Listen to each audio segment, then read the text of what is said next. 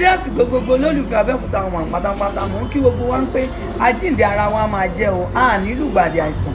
Èmi ọmọ yín náà ni ọ̀rẹ́ yín olólùfẹ́ yín Alájà Jẹ̀mí láti Lápẹ̀kún tí gbogbo èèyàn mọ̀ sí Abeokuta Woman ìyẹ̀fúnlẹ̀. Nǹkan tí mo fẹ́ bá a sọ̀rọ̀ òun ni 1 minute man ìṣẹ́jú kan tó bá ti rólólùfẹ́ gbogbo nǹkan máa ṣe zìzìzì wá máa gbọ̀n pẹ̀pẹ̀pẹ̀. Má ṣe bẹ́ẹ̀ ẹ̀gbọ́n sí ẹsẹ̀ jọ́rọ̀jọ́rọ̀ ẹ̀gbọ́n sìgàsìgà.